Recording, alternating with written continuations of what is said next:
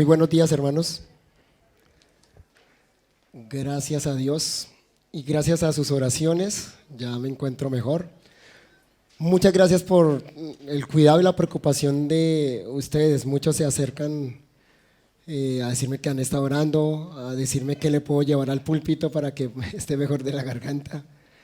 Y todo eso realmente da mucho ánimo, ver el amor de Cristo en el cuerpo de Cristo. Vamos a hablar esta mañana del legado puritano y la familia y el matrimonio. Anoche hablábamos de el legado puritano y la exégesis y la preparación académica. Y algo que espero haya quedado claro en sus mentes es que la preocupación de los puritanos era tener un entendimiento correcto de las Sagradas Escrituras. Por eso eran cuidadosos en la exégesis, en el análisis de los textos, pero eso lo hacían con un propósito, es decir, la exégesis no era la meta, sino más bien que a través de ese entendimiento correcto de la palabra, todos los ámbitos de la vida fueran puestos bajo Cristo para la gloria de Dios. Bajo esa convicción, por supuesto, los puritanos examinaron todo lo que la Biblia decía acerca de la familia, la cual era fundamental para ellos. Los puritanos solían llamarle a la familia la pequeña iglesia, y eso nos muestra ya de por sí el lugar relevante que le daban a la familia. Fue tanta su preocupación que fueron ellos quienes finalmente impulsaron el culto familiar y dieron instrucciones acerca de cómo hacerlo. Los pastores iban a las casas, como nos comentaba ayer un hermano, a catequizar, a instruir a las familias, pero también a capacitar a los padres para que supieran cómo enseñar las verdades bíblicas a los suyos. Por otra parte, los puritanos fueron dignos herederos de los reformadores al darle al matrimonio el lugar que le correspondía en el reino de Dios. Así que si nosotros vamos a avanzar hacia una reforma duradera, entonces debemos comenzar por lo básico, por los fundamentos. Y esto, por supuesto, implica la reforma de la familia y del matrimonio. Nuestros días no son diferentes a los días de los puritanos, a los días de los reformadores. Y me refiero a la maldad prevaleciente. Hoy, más que nunca, la destrucción de la familia y el matrimonio está en la mira del mundo y de Satanás. Expresiones como familia disfuncional o familia monoparental se han vuelto tan comunes, no solo en la sociedad, sino dentro de la iglesia, al punto que las aceptamos sin siquiera alarmarnos, sin siquiera sorprendernos de que esos términos, esas expresiones estén al interior de la iglesia. Ahora bien, es cierto que en esta primera generación, como podríamos llamarle, de la reforma en Latinoamérica, las iglesias van a estar recibiendo muchas personas en ese tipo de condiciones. También debemos trabajar arduamente para que esa situación desaparezca. Y la forma de hacerlo eficazmente es transmitiendo lo que la Biblia enseña con respecto al matrimonio y a la familia. Pero sobre todo, y quiero enfatizar esto, es modelando estas verdades con nuestras propias vidas Es decir, teniendo familias bíblicas, matrimonios bíblicos dentro de nuestras iglesias. Si nos comprometemos con la visión bíblica en nuestra práctica cotidiana, entonces produciremos nuevas generaciones que glorificarán a Dios con sus vidas. Y es aquí precisamente donde el ejemplo de los puritanos es tan poderoso, porque no solo nos legaron una teología bíblica a la familia y el matrimonio, sino que lo modelaron con sus vidas.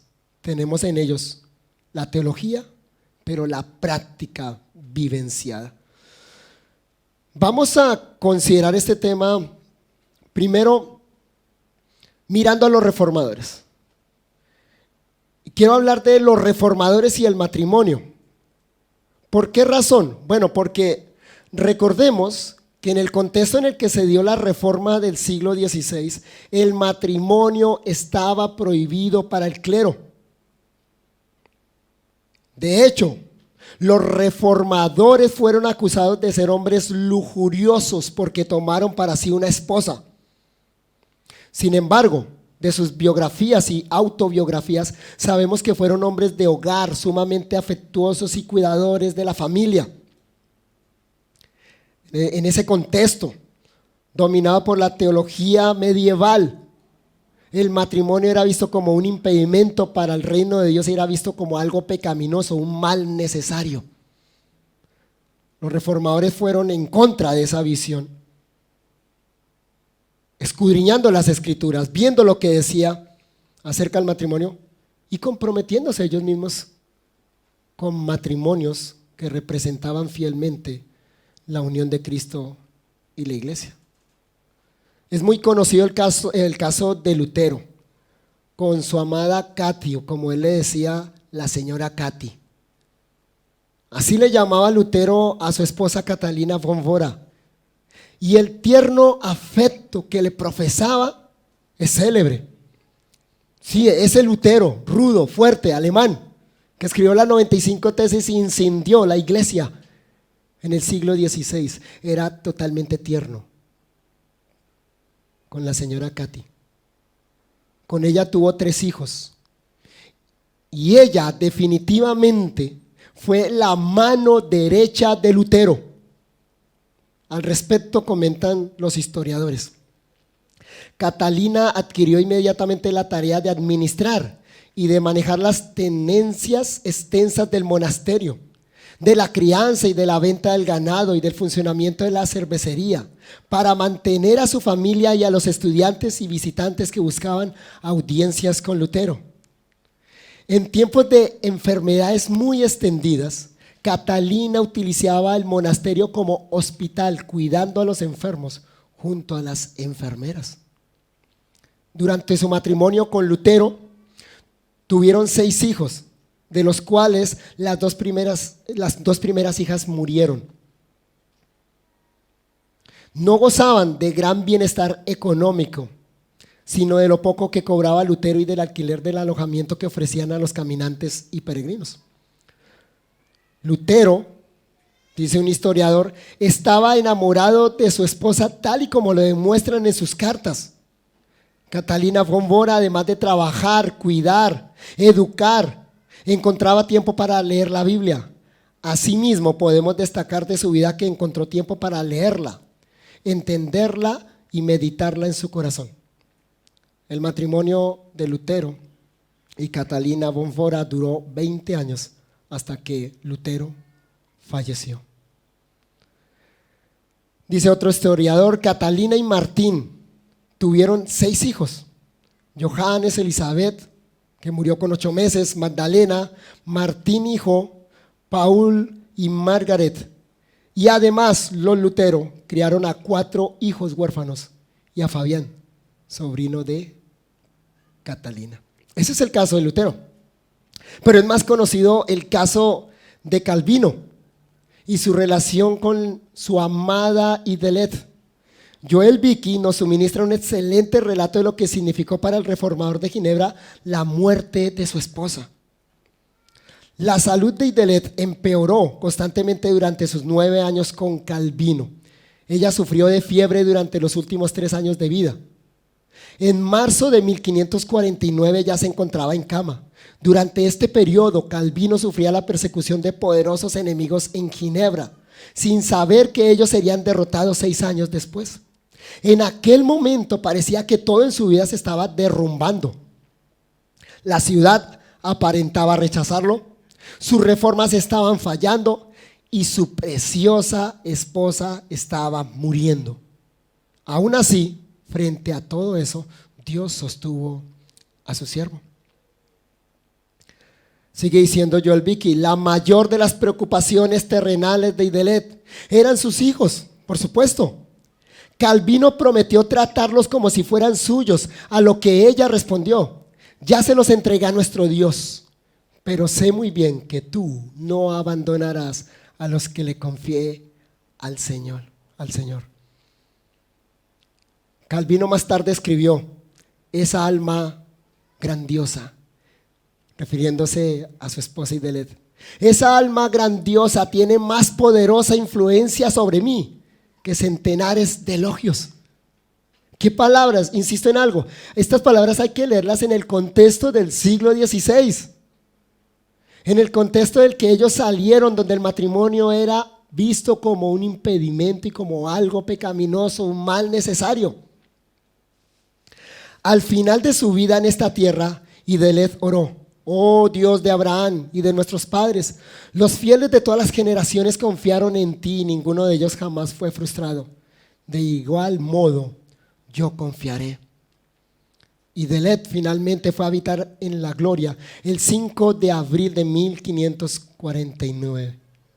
Calvino se mantuvo a su lado, hablándole sobre la felicidad que había disfrutado por 9 años y acerca de la alegría que ella luego disfrutaría al sustituir, palabras literales de Calvino, al sustituir su habitación terrenal por la casa de su Padre celestial.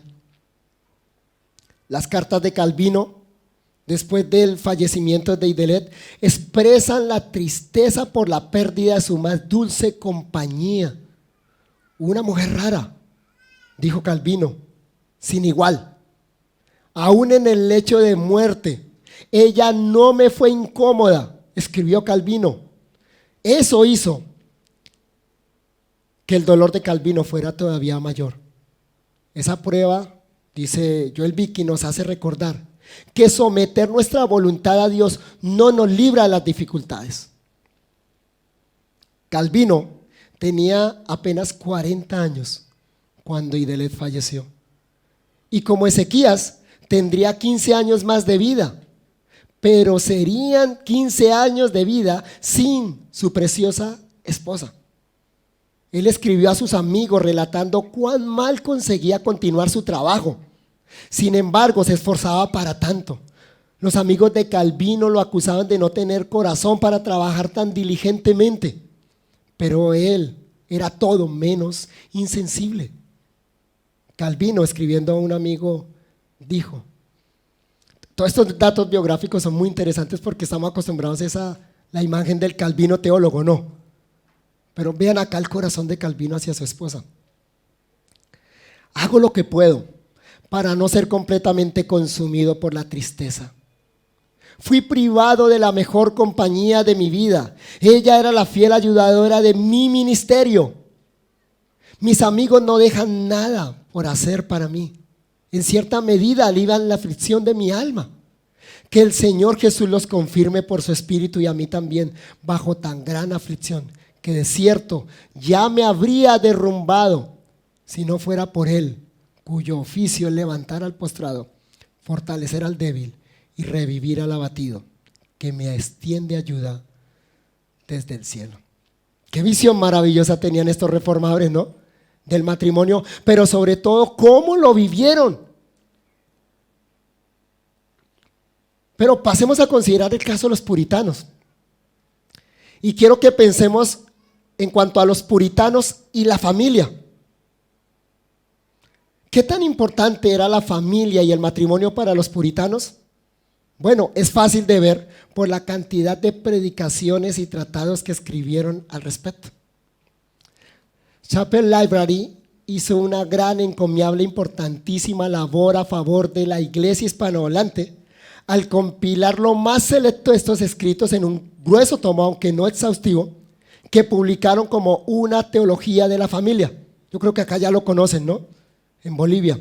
Todo en español.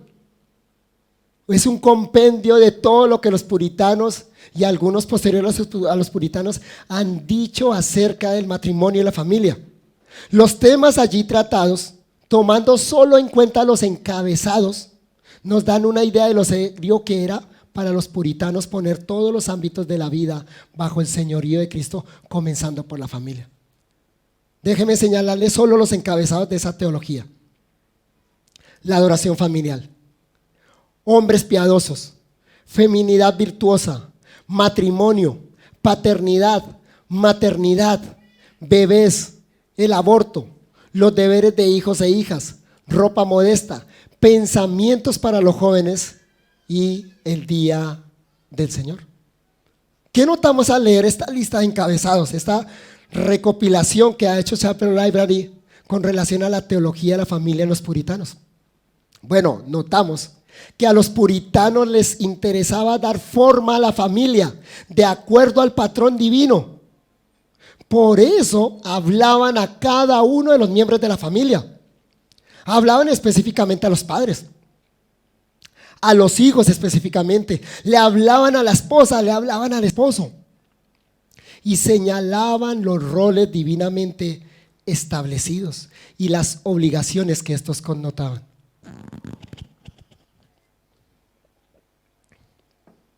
Pero además notamos que le daban un lugar especial a la adoración doméstica, o sea, a la adoración al interior de la casa. Y esa adoración en la casa, de acuerdo a lo que pensaban los puritanos, era la que preparaba el corazón para una participación significativa en el día del Señor junto con toda la iglesia. En días cuando la impiedad abundaba, incluso dentro de la iglesia de Inglaterra. Más adelante voy a dar una cita en la carta al lector juicioso imparcial de la Confesión Bautista que demuestra eso. En ese contexto los puritanos insistieron en una masculinidad protectora y proveedora y en una feminidad virtuosa y presentaron el matrimonio de una manera totalmente cristocéntrica.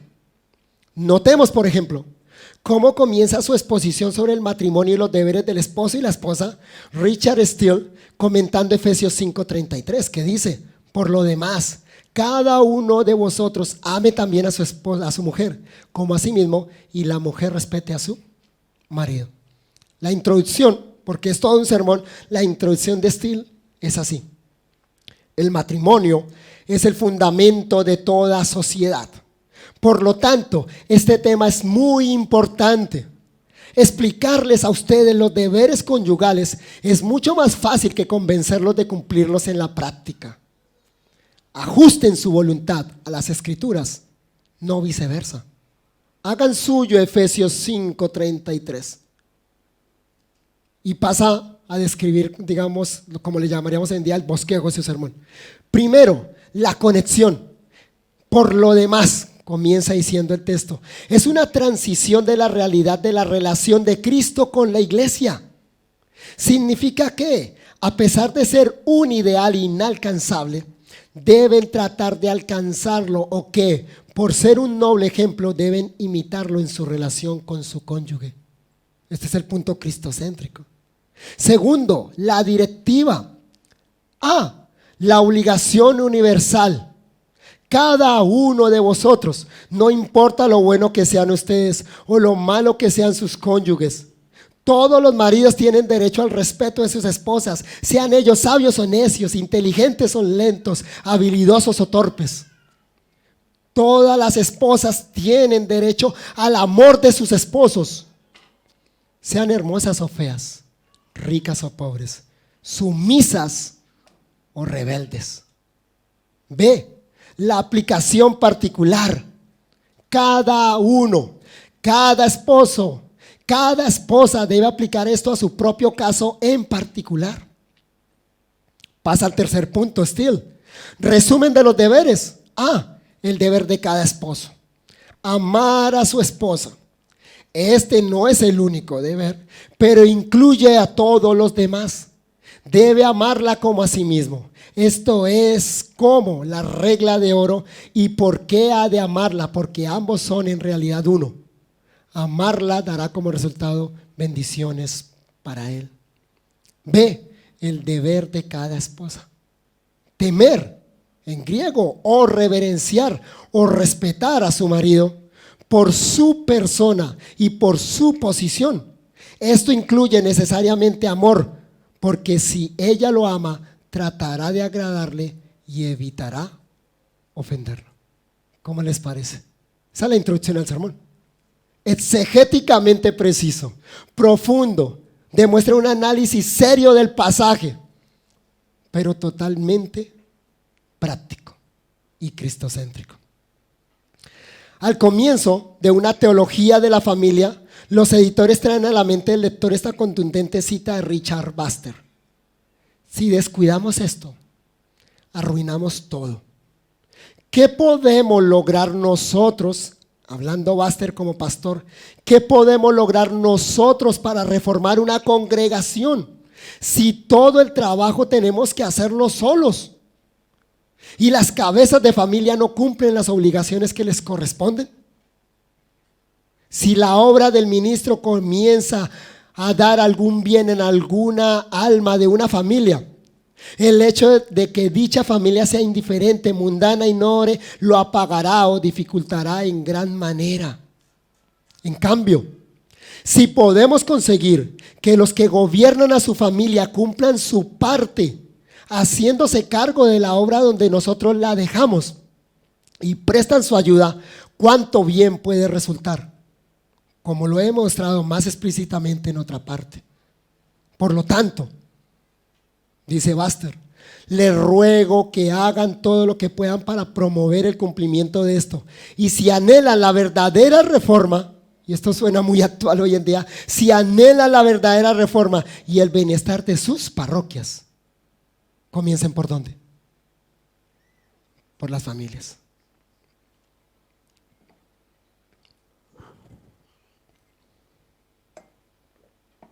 Scott Brown dice en el prefacio de la teología de la familia: Jeff Pollard, que fue como el editor jefe, se adentró en el pasado, volvió a las eras en que se entendía mucho mejor el concepto de la familia, centrado en Cristo.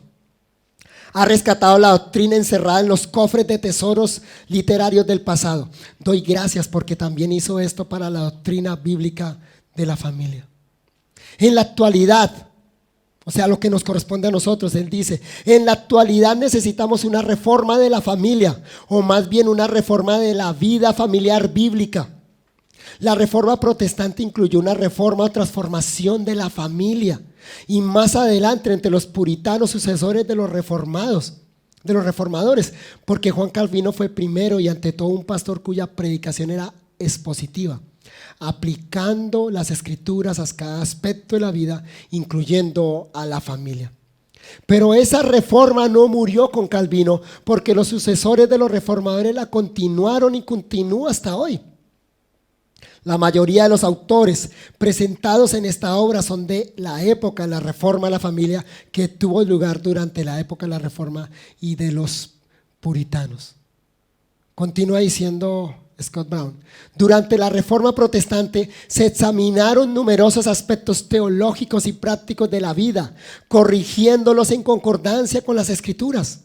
Así como la doctrina de la salvación fue reformada durante el siglo XVI, también lo fue el matrimonio, el lugar del varón, de la mujer, del padre y de la madre de familia, la educación de los hijos, la fertilidad y casi todas las áreas que se relacionan con la vida familiar.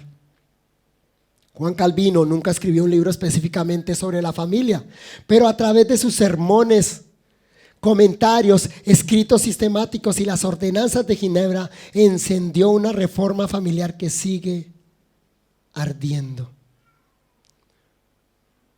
como no lo hiciera ningún otro reformador Calvino proveyó la precisión exegética que definió los términos para una visión bíblica de la vida familiar. Con una claridad cristalina, explicó los detalles acerca de cómo la familia había cambiado la verdad de Dios por una mentira. Y termina diciendo, este tomo es un intento por producir los frutos del avivamiento que tuvo lugar durante la época de la Reforma y del puritanismo, al igual que el legado de aquellos que después adoptaron su doctrina y su práctica.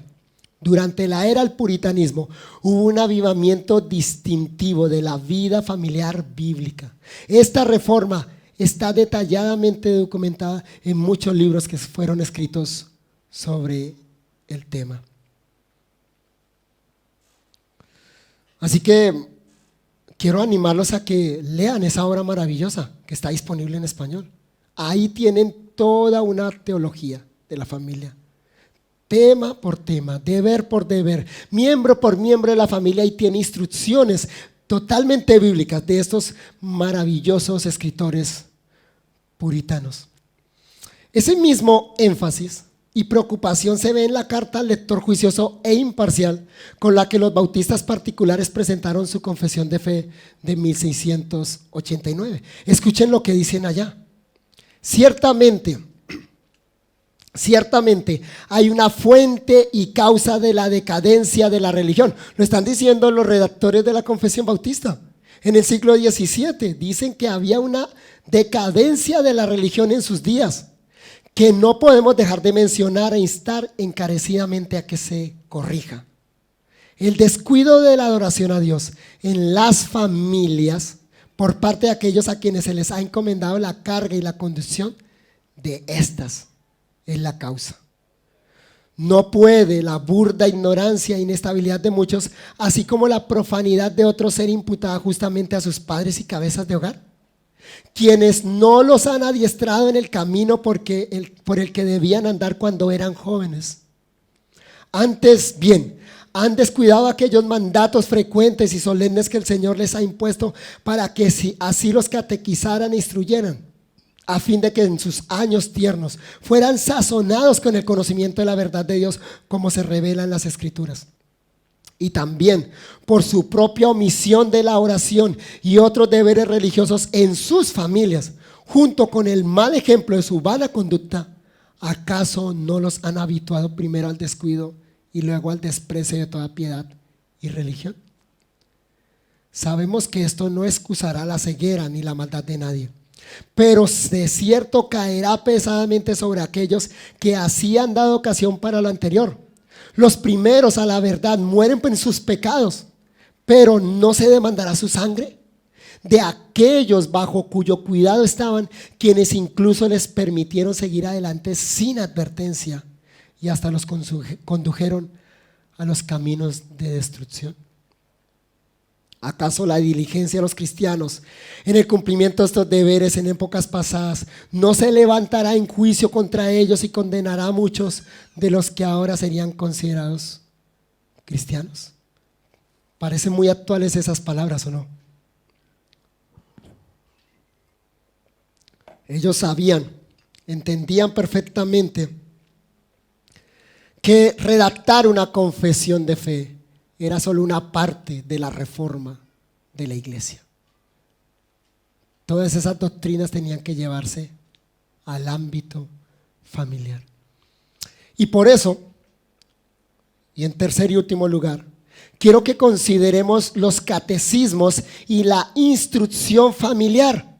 Cómo las familias iban a ser instruidas en esas grandes verdades que estaban expresadas en las confesiones de fe. Bueno, a través de catecismos. Ellos elaboraron catecismos para que literalmente fueran los manuales de uso en las casas para instruir a los hijos. Esa fue la razón por la cual al lado de una confesión hubo un catecismo. Que al lado de la confesión de fe de Westminster estuviera el catecismo mayor y el catecismo menor, y al lado de la confesión bautista estuviera el catecismo bautista escrito por Collins. ¿Nota la preocupación de estos hombres? No solo la teología, sino la práctica correcta de esa teología. ¿Comenzando por dónde? Por la casa, por la familia. En el prefacio a su catecismo ortodoxo, o sea, el catecismo bautista, Hércules Collins exhorta a sus lectores: ahora bien, puesto que he hecho un gran esfuerzo para juntar esos fragmentos sueltos a fin de que les sean útiles y provechosos, espero que se esfuercen un poco y lo lean, y se esfuercen más para vivirlo. Y también les ruego que lo hagan seria y obedientemente. Léanlo humilde y frecuentemente. Léanlo en oración y meditación. Entonces estoy seguro de que tú, que eres un verdadero cristiano, lo apreciarás cada vez más. Y así como aman su propia alma, amen las almas de sus hijos y declárenlo. Primero, orando por ellos, como oró por los suyos. Segundo, instruyéndolos como Abraham instruyó a los suyos. Y tercero, ganándolas por el bien con vuestro ejemplo. Y para que este libro sea una ventaja para los jóvenes y también para otros, está diseñado a manera de catecismo para que aprendan más fácilmente los principios de la religión cristiana. Perdón. A fin de que, al estar sazonados con los artículos verdaderos de la fe cristiana, no sean contaminados tan fácilmente con las opiniones de hombres de mente depravada en el momento de la tentación. Además, se desea de corazón que los padres, especialmente los que profesan la fe, se preocupen mucho más por el bienestar eterno de sus hijos, como David se preocupó por Salomón, cuando le encargó poco antes de morir que guardara los mandamientos y estatutos de Dios sobre todas las cosas. Y si los padres tan solo leyeran concienzudamente esos oráculos divinos que les muestran sus deberes para con sus hijos, ciertamente sería de mucho provecho para ellos. En el apéndice titulado ¿Cómo sacar provecho de una exposición del Catecismo Bautista, en la edición del Legado Bautista les recomiendo este libro, La mina de oro de Bedón, ya del siglo XVIII, el editor nos recuerda lo siguiente: el uso de catecismos en la vida familiar ha sido una práctica piadosa que ha traído mucho fruto al pueblo de Dios a través de los años. Lo contrario también es verdad. Esta herramienta fue diseñada para que los padres de familia puedan reunir a sus hijos y mientras memorizan la pregunta y la respuesta del catecismo bautista, puedan explicarle lo que significan estas palabras, las verdades que están detrás de ellas y la responsabilidad que conlleva. Sigue diciendo el editor: en una de sus clases, el doctor Michael Heiken contaba que Bedón iba a la casa de los miembros de su iglesia, la iglesia bautista en Burton-on-the-Weather, y les enseñaba cómo usar la exposición del catecismo bautista para que ellos pudieran enseñarle a sus hijos. También en una carta circular con fecha de mayo de 1751 de la Asociación de Iglesias de Midland en Inglaterra, la asociación de la que formaba parte la iglesia Bedón, leemos lo siguiente: les recomendamos que catequicen a sus hijos, enseñándoles los principios de la religión cristiana, para lo cual pronto tendrán impresa una exposición bíblica de nuestro catecismo escrita por nuestro hermano Bedón. Les rogamos encarecidamente que provean a sus familias de este libro, cuyo gasto seguramente no les disgustará si aman las almas inmortales de sus queridos hijos y se esfuerzan por su salvación. Notan que sus días no son diferentes a los nuestros. Un padre piensa mucho en comprar un buen libro para instruir a sus hijos, pero no piensa mucho en darle, por ejemplo, una consola de videojuego o un celular.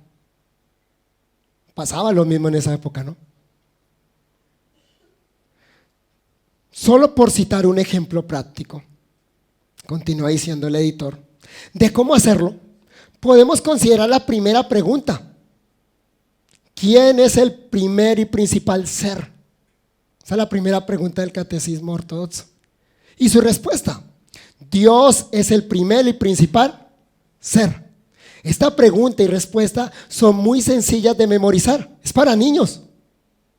Otra vez, pregunta, ¿quién es el primer y principal ser? Respuesta, el niño tiene que responder y memorizar esto. Dios es el primer y principal ser.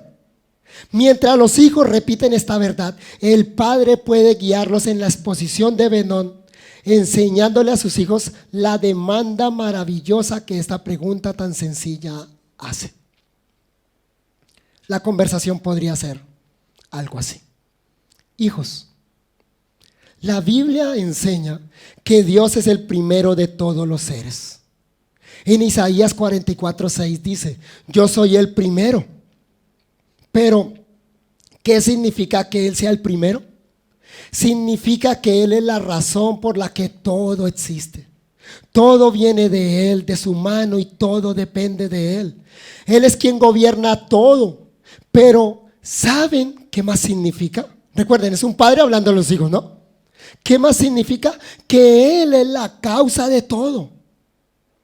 Hijos, ¿por qué existe el mundo? Porque Él habló y todo empezó a existir. Hijos, ¿por qué las cosas en el mundo funcionan de la forma en que funcionan? ¿Notan la doctrina de la creación y la providencia acá? Pero en instrucción para los hijos. Dice la respuesta, porque Él estableció todo en la eternidad y todo es como Él lo determinó. Pero mis hijos, permítanme decirles algo muy importante. ¿Saben por qué podemos amar a Dios? Porque Él nos amó primero. Él es el primero en todo. Eso es lo que significa que Dios es el primero de todos los seres. Este padre continuaría en la instrucción de sus hijos así. Mis hijos amados, ¿saben cuál es nuestra responsabilidad al reconocer que Dios es el primero de todos los seres? Que Él debería ser lo primero en nuestros pensamientos. Si Dios es el primero de los seres, lo primero que debemos hacer en el día es pensar en Él. Pero no solo eso, por el hecho de que Dios es el primero de todos los seres, debería también ser el que más amemos en nuestra vida. Si Él es el primero, ¿existe alguna cosa que sea más importante que Él? Mis hijos, aunque ustedes son niños todavía, tienen que saber que cuando reconocemos que Dios es el primero de los seres, tenemos la obligación de entregarle a Él lo mejor de nuestras vidas, vivir para Él. Pero, hijos, ¿recuerdan lo que acabamos de memorizar? Dios no solo es el primero de los seres, sino que hemos dicho que es también el más importante de todos. ¿Saben lo que eso significa? Significa que Él está por encima de todos. La Biblia dice que Él es Rey grande sobre todos los dioses, Salmo 95:3. No existe nada, ni en el cielo, ni en la tierra, que sea más importante que Él. Pero ¿saben qué, mis hijos?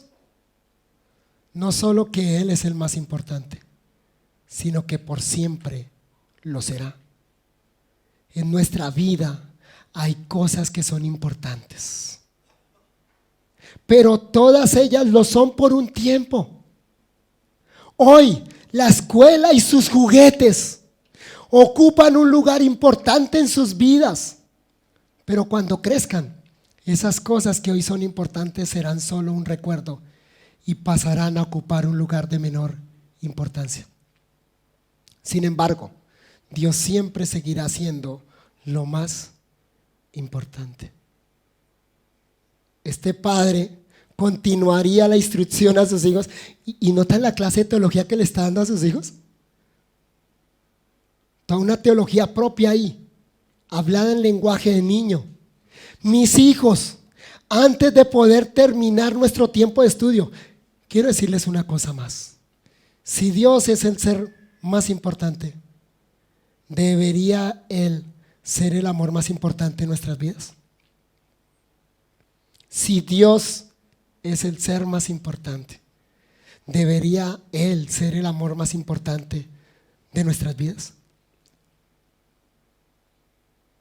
aunque hoy ustedes piensen que el amor más grande de sus vidas somos nosotros, sus padres, su mamá, su papá, oro al Señor con todo mi corazón para que puedan conocerlo y amarlo, de tal manera que el amor más grande de sus vidas sea el Señor.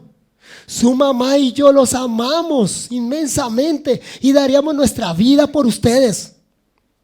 Pero aún ese amor tan grande que sentimos por ustedes no puede compararse con el amor que Dios les ofrece.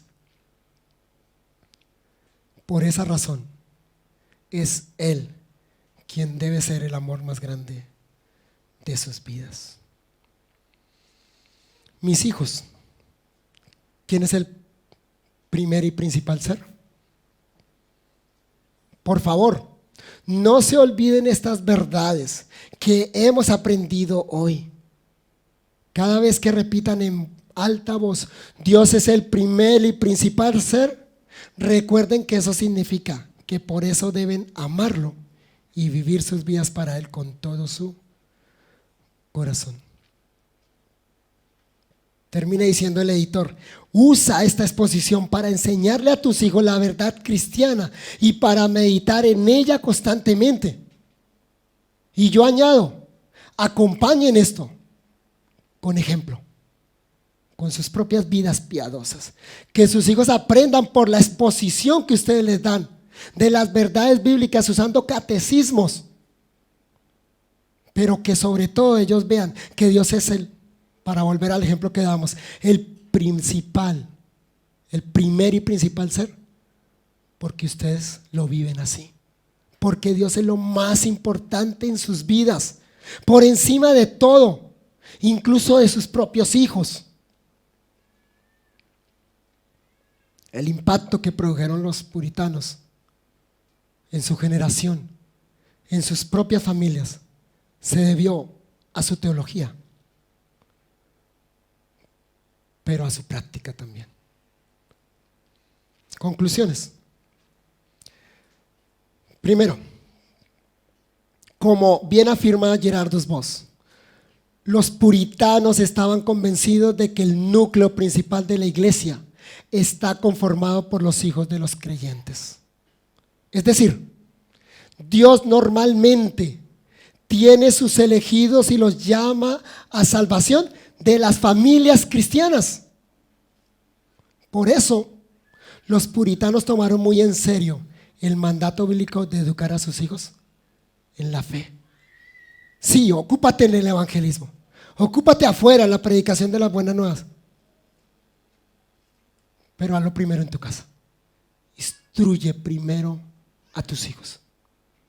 Incluso nosotros los pastores tenemos que estar recordándonos constantemente eso. Nuestro primer y principal ministerio no es la iglesia, es la casa, nuestra esposa y nuestros hijos. Segundo, aquellos puritanos fueron hombres piadosos y valientes que entendieron su rol sacerdotal y que representaban a Cristo para sus familias. No había cabida en sus pensamientos para una masculinidad mediocre. Amaban con todo su corazón a sus esposas e hijos, mostrándolo de manera práctica, principalmente en el cuidado espiritual de los suyos. Tercero, las mujeres cumplieron un rol activo y fundamental en la formación de los hijos, pero también en la administración del hogar y el apoyo ministerial de sus esposos.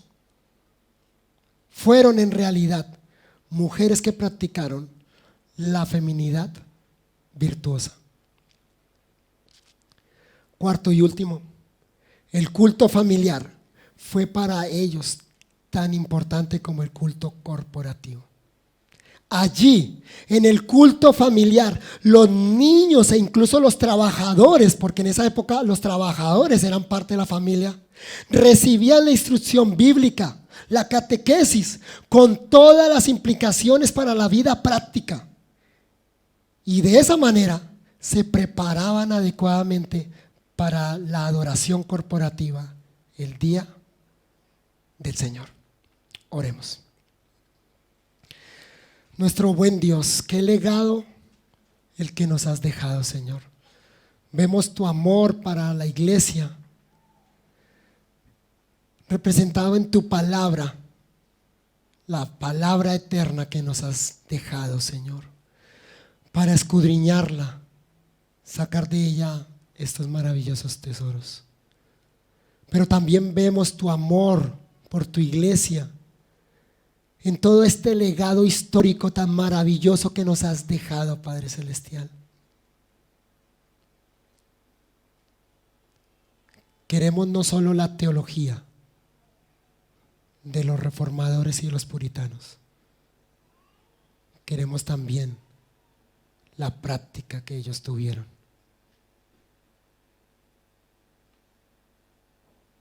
Tú los usaste grandemente, Señor, para impactar sus sociedades, naciones enteras, porque hubo en ellos un compromiso absoluto con tu palabra y con la práctica de todo lo que ella demandaba. Comenzando en la familia, Señor.